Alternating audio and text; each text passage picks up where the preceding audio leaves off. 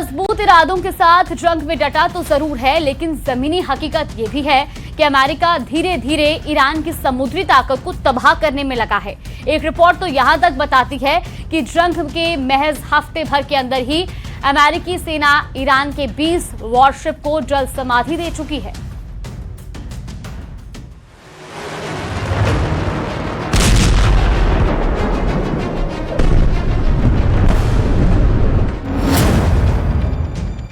उड़ा दिया ईरानी युद्धपोत, इजराइल यूएस पर पलटवार।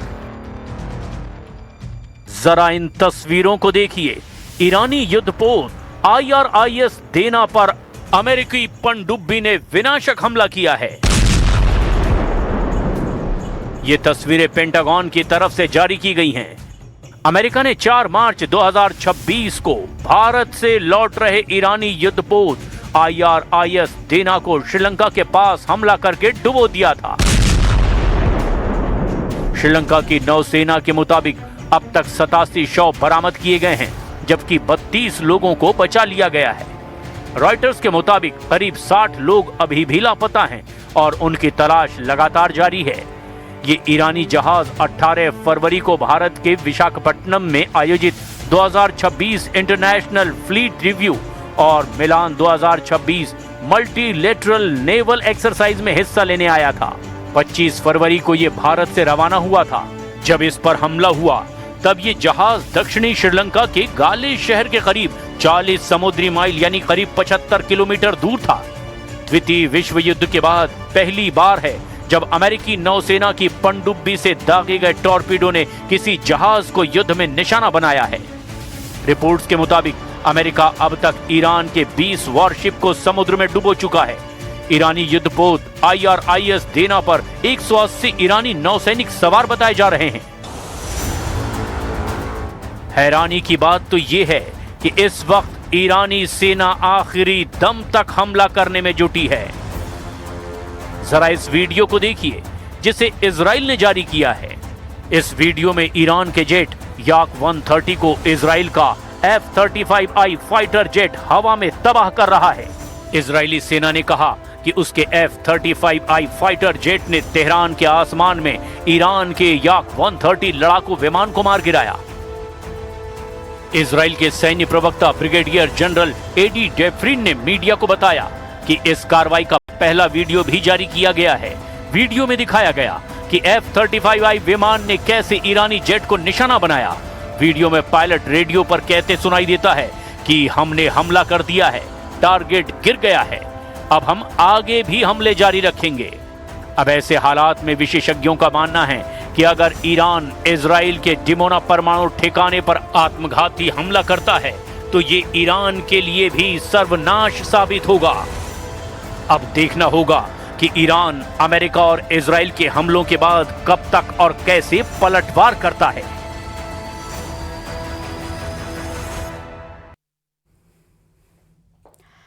और अब इस बीच बड़ी खबर सामने आ रही है। बीकानेर से मुरलीधर व्यास कॉलोनी में उपद्रव मचा है। 2 दोस्तों के बीच हुए विवाद में गाड़ियां फूंक दी गई। हंगामे के दौरान हाई स्पीड में गाड़ियों को दौड़ाने का मामला सामने आया है। काफी देर तक अफरा तफरी का माहौल मौके पर बना रहा। लोगों की शिकायत पर कुछ लोगों को डिटेन भी जरूर किया गया है। पुलिस ने एक बाइक और पिकअप को भी जब्त कर लिया है।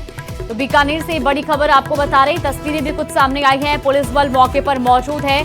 मुरलीधर व्यास कॉलोनी में उपद्रव मचा। 2 दोस्तों के बीच हुए विवाद में गाड़ियां फूंकी गई और हंगामे के दौरान हाई स्पीड में गाड़ियां दौड़ाई गई। काफी देर तक अफरा तफरी का माहौल रहा। ऐसे में मौके पर मौजूद लोगों की शिकायत पर कुछ को डिटेन भी किया गया है।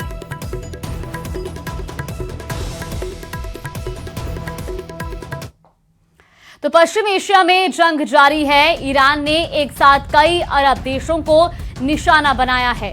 UAE की राजधानी अबू धाबी में एयर डिफेंस सिस्टम ने ईरानी ड्रोन और मिसाइलों को आसमान में ही मार गिराया, जबकि दुबई के एक रिहायशी इलाके में जोरदार धमाके की खबर है।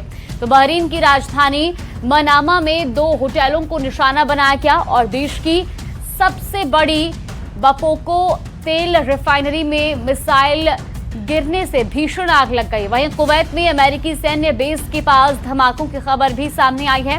उधर कतर की राजधानी दोहा में ईरानी हमलों के बाद patriot air defence system active हो गया है और कई मिसाइलों को इंटरसेप्ट किया गया है। फिलहाल की 6 तस्वीरें भी आपको दिखा रहे हैं।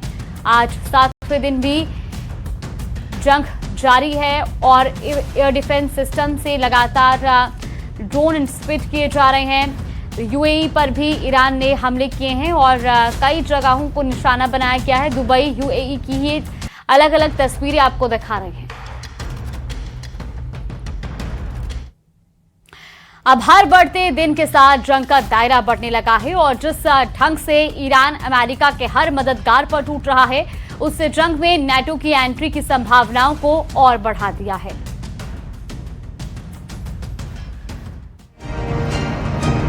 तेहरान से इस्फहान तक ताबड़तोड़ बरसते बमों को ईरान झेलता जा रहा है।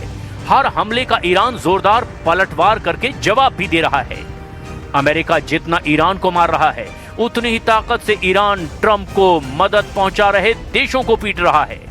ईरान जंग का दायरा 12वें देश पर हमला करके बढ़ा चुका है। ईरान ने अजरबैजान पर ड्रोन हमले शुरू कर दिए हैं।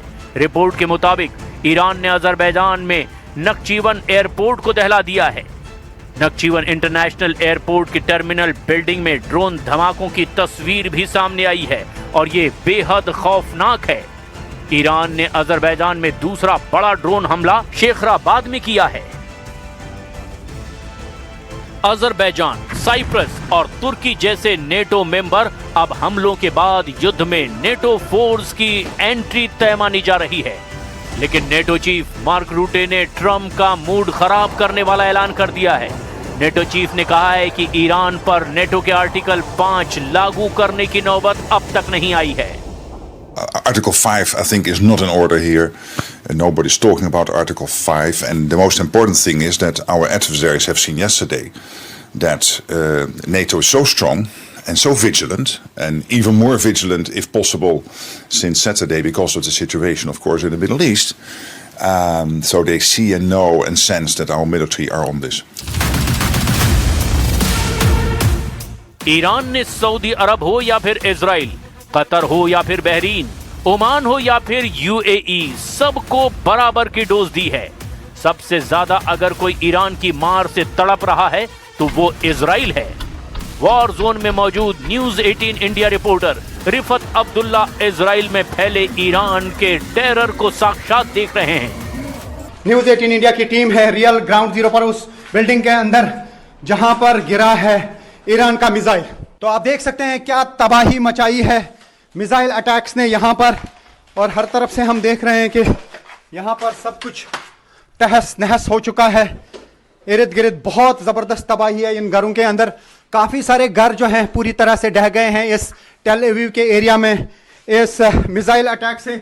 और न्यूज 18 इंडिया की टीम है रियल ग्राउंड जीरो पर, दिखा रहे हैं आपको वो सच जो बाकी चैनल्स आप तक नहीं पहुंचा पा रहे हैं। तो यहां पे आप देख सकते हैं कि मिसाइल से क्या तबाही हुई है।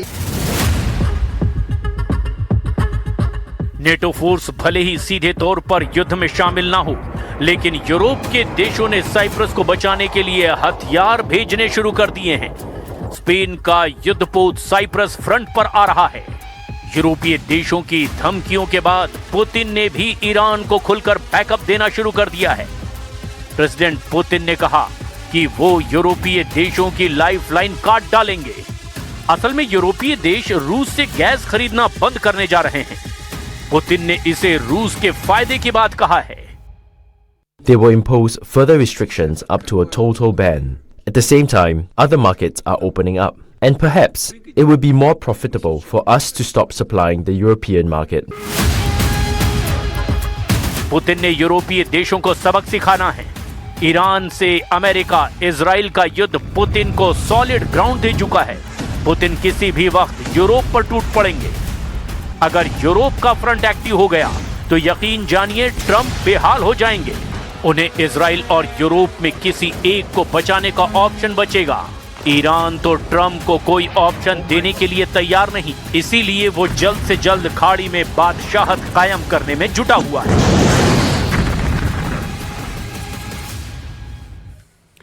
और अब आपको